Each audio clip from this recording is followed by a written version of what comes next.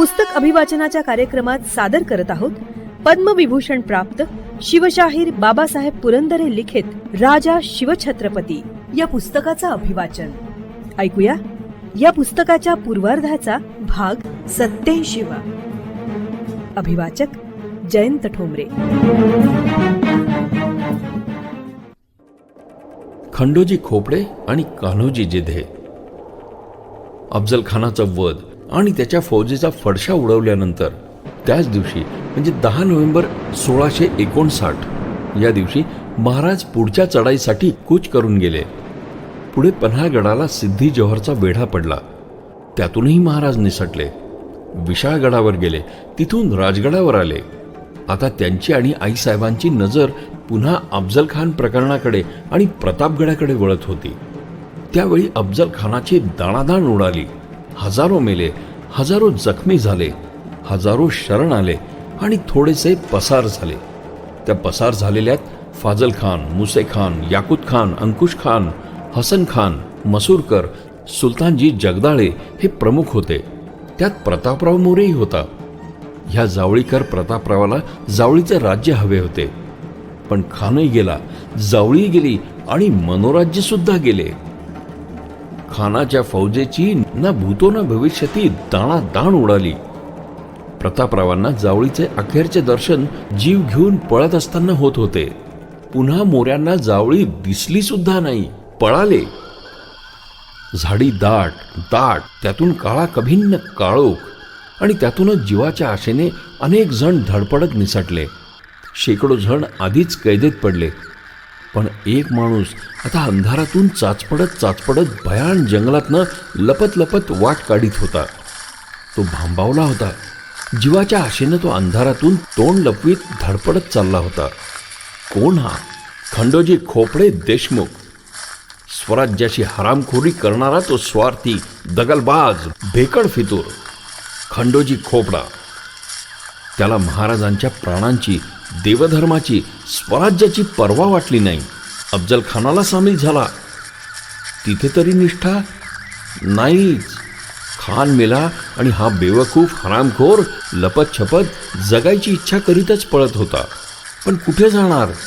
खान तर मेला, आता वाली कोण? आज न उद्या आपण नक्कीच सापडणार आणि महाराज नक्की आपल्याला ठार मारणार ही भीती त्याला वाटत होती. खंडोजी खोपडा जावळीच्या जाळीतून पळाला आणि दूरच्या जंगलामध्ये तो दडून राहिला. तो विचार करीत होता की आता जगायचं कसं.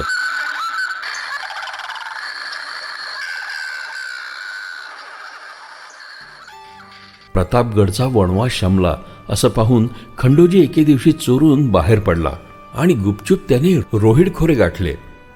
रोहिड गडाच्या परिसरामध्ये खंडोजी खोपड्यांची देशमुखची गावं होती. उत्रवळी, नाझरे, बाजारवाडी वगैरे गावे त्यात होती.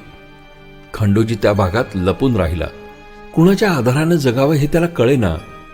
जवळजवळ 1 वर्ष त्याने असे चोरट्यासारखे लपून काढले. पुढे महाराज विशाळगडावरून राजगडावर आले. मावळात नवे चैतन्य खेळू लागले. तेव्हा खोपडे विचार करू लागला. त्याने मनाची काही गुज मांडले आणि त्याने आपला एक पोरगा म्हणजे नौकर गुपचूप हैबतराव शिळमकरांकडे पाठवला. हैबतराव शिळमकर महाराजांचे सरदार होते. ते निष्ठेने महाराजांच्या संगतीला राहिले. त्यांनी मोठी समशेर गाजवली, महाराजांची शाबासकी मिळवली. हैबतराव म्हणजे महाराजांचा सखा, शिळमकरांच्या कुळाला भूषण झाले. असे हे हैबतराव खंडोजी खोपड्याचे जावई होते. जावई इमानाला जागून महाराजांची पाठराखण करीत होता आणि सासरा ला सोडून दुश्मनांच्या उष्ट्या पत्रावळी गोळा करत होता. तितक्याच निलाजरेपणानं सासऱ्याने जावयाकडे आताही पोरगा पाठवून कळवलं की मी जगून वाचून निसटलोय, पण माझ्या उरी महाराजांचा धाक बसलाय. सांगा आता काय करू नि कसं करू ते. खोपड्याला धीर धरेना. पोरग्याच्या मागोमाग खंडोजी स्वतः हैबतराव शिळमकरांकडे गेला. नको असलेले हे अवघड दुखणे त्यांच्याकडे पायांनी चालत आले. आता हा सासरा काय मागणे मागतो? खंडोजी हैबतरावांना म्हणाला, या उपर आमचा विचार महाराजांचे अभय घ्यावे असा आहे. हैबतराव शिळमकरांच्या डोळ्यापुढे काजवेत चमकले. महाराजांना भीड घालायची? महाराजांच्या समोर उभं राहिल्यावर शब्द तरी निघेल का तोंडातून भिडेचा? आणि महाराज ऐकतील? संतापतीलच. शिळमकरांच्या डोळ्यापुढे जणू संतापलेले महाराज दिसू लागले. आग नुसती. कसे सांगायचे या विस्तवाला की एवढा तेलाचा बुधला पदरात घे म्हणून? जाळून खाक करील की तो. शिळमकर हैबतराव काहीच बोलले नाहीत, पण मुकाट उठले आणि प्रतापगडाखाली जावळीला आले. कान्होजी नाईक जेध्यांचा मुक्काम जावळीत होता. हैबतराव अवघड चेहरा करून कान्होजी नाईकांच्या पुढे गेले. कान्होजींनी जाणले की हैबतराव मनात काहीतरी जिन्नस धरून आलेत खास. काय बेतावर येणं केलं असेल? आणि मग हैबतरावांनी कान्होजी नाईकांना सासऱ्यांचे अवतार कार्य सांगितले. कान्होजींनी निश्चित ऐकून घेतले. खंड्या खोपड्या लढाईतून जिवंत सुटला, आता जगायला बघतोय. पण आता कठीण. आता खंड्या महाराजांच्या तलवारी खालून सुटत नाही. एक दिवशी राजांच्या भवानीचा तडाखा खंड्या खाणार. कान्होजींनी महाराजांना चांगले बायजवार जाणले होते. त्यांनी खोपड्यांचे भविष्य ओळखले. महाराजांच्या समशिरीला आणि शिस्तीला लवचिकपणा ठावाच नाही. वाकडा गेला की तुकडा पडायचाच. पण आता हैबतरावांनी कान्होजींना म्हटलं, नाईक, तुमची भीड महाराजांपाशी आहे. तुम्ही खंडोजी खोपडे यांचा जीव वतन वाचवून यश द्या. म्हणजे महाराज कान्होजींचे ऐकतील? हो, ऐकतील असं हैबतरावांना वाटत होतं. कान्होजींनी महाराजांची आजवर जीवापाड सेवा केली होती. भोसल्यांच्या शब्दाखाली त्यांनी 24 वर्ष देह राबविला होता. महाराजही कान्होजींना वडिलांप्रमाणे मानतात. मग एवढी दयेची रदबदल मानणार नाहीत काय? महाराज मानतील. आपल्या माणसांपुढे महाग होणार नाहीत असे हैबतरावांना वाटत होतं. कठीण काम कान्होजींच्या गळ्यात आलं. आता हा गळून पडलेला रोगट आंबा पुन्हा झाडाला कसा चिकटवायचा? कान्होजी पेचात पडले. साफ नाही म्हणावे तर तसं म्हणवे ना, कारण खोपडा पडला हैबतरावांचा सासरा, शिवाय रोहिड खोऱ्यातला शेजारी. म्हणून कान्होजी नाईक उठले, महाराजांकडे निघाले. काय बोलायचे याचा विचार करीत ते गड चढू लागले. 100 मणांचे ओझे शिरावर असल्यागत त्यांची चाल जड पडत होती. कान्होजी गडात शिरले. ऊर धडधडू लागले. मनाचा हिय्या करून तसंच ते महाराजांपुढे एकांती गेले. नाईक काहीतरी नाजूक बोलायला आले हे महाराजांनी हेरलं. कान्होजींनी धाडस करून शब्द काढला, उतरावळीचा खंडोजी खोपडा जिवंत निभावलाय आणि आता कसा पस्तावलाय याचं सगळं वर्तमान नाईकांनी महाराजांना सांगितलं. महाराजांनी ऐकून घेत उगी राहिले. त्यावर कान्होजी नाईकांनी धीर करून म्हटले, महाराज, खंडोजी खोपड्यास अभय द्यावं. कान्होजी नाईकांनी एवढं म्हणायचा अवकाश महाराज एकदम भडकले. जणू आगीन परजळली, वीज कडाडली. तो हरामखोर, त्यास वतनास ठिकाणा नव्हता. त्याची वतनदारीवर स्थापना आम्ही केली. निम्मे वतन सिक्का आम्ही दिला. येसे असून त्याने बेमाणी करून अफजल खानाकडे जाऊन लबाडी केली आणि हातेर धरिले. तो हरामखोर, त्याची 4 धडे चौमांगी टाकावी. त्याची रदबदली तुम्ही न करणे, त्यास आम्ही कौल देत नाही. विश्वासघातकी स्वराज्यद्रोहाबद्दल महाराजांना काय वाटतं ते स्वच्छ कळून चुकलं. अशा द्रोह्यांचे तुकडे तुकडे करून चौमार्गी फेकले पाहिजेत असे ते गरजले. झालं, संपलं रदबदलीचं काम. कान्होजींना हा अंदाज होताच, पण अजून एक वार आर्जवाची विनंती करून पाहावी म्हणून कान्होजी उठून उभे राहिले आणि नम्रपणे अर्जी बोलले, महाराज, खंडोजीचा गुन्हा आम्हाला द्यावा आणि त्याचा जीव वाचवावा, वतन चालवावं. कान्होजींनी ऐसी अतिशयाची रदबदली केली. तेव्हा महाराजांनी विचार केला की नाईकांसारखा दौलतीचा कधी मार्कान अर्ज करतोय. न मानावा तर सखा दुखावतो, मानावा तर फितूर सुखावतो. काय करावं? पण महाराज मोठे चतुर कारागीर, चालाक, बुद्धिवंत.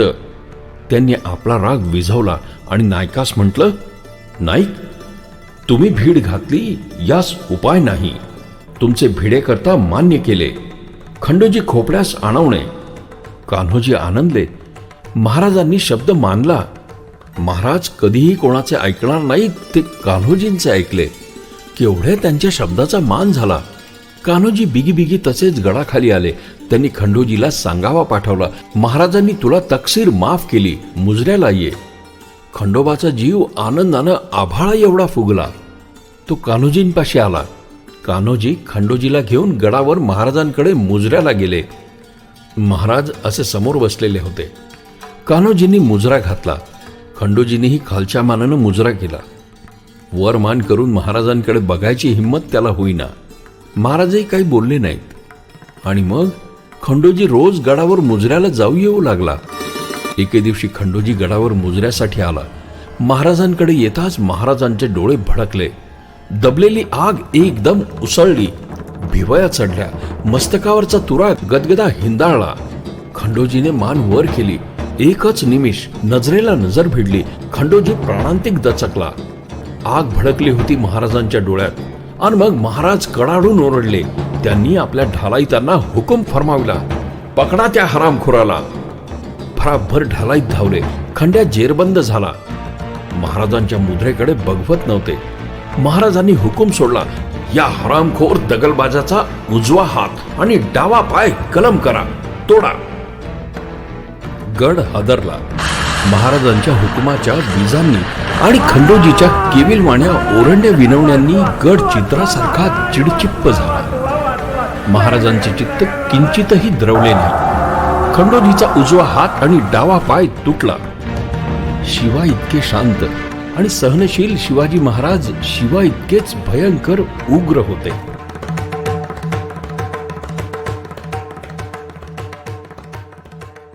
श्रोते हो, पुस्तक अभिवाचनाच्या कार्यक्रमात पद्मविभूषण शिवशाहीर बाबासाहेब पुरंदरे लिखित राजा शिवछत्रपती या पुस्तकातल्या पूर्वार्धाचा भाग 87 आज आपण ऐकलात. रसिक हो, आपल्याला हे पुस्तक अभिवाचन आवडतंय, भावतंय, ऐकावंसं वाटतंय हे आपण दिलेल्या कमेंट्सवरनं लक्षात येतच आहे. पण आपण आपल्या याविषयीच्या कमेंट्स, प्रतिक्रिया आम्हाला रेकॉर्ड करूनही पाठवू शकता. या पुस्तक अभिवाचनासाठी येणाऱ्या प्रतिक्रियांवर आधारित प्रतिसाद या विशेष कार्यक्रमात त्याचा नक्कीच समावेश केला जाईल. मग आता त्यासाठी आमचा व्हॉट्सअप क्रमांक आहे 94 222 55 909. क्रमांक पुन्हा एकदा ऐका, 9422 55909. तसंच तुम्ही ईमेलही करू शकता. त्यासाठी आमचा मेल आयडी आहे imagead27@gmail.com. IMAGEAD27@gmail.com. तेव्हा आपल्या प्रतिक्रिया रेकॉर्ड करून आम्हाला नक्की पाठवा. आम्ही त्याची आतुरतेने वाट बघतो आहोत.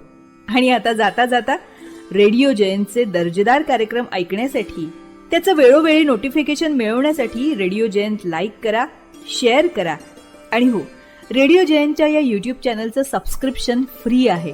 तेव्हा लगेचच रेडिओ जयंतला सबस्क्राईब करा.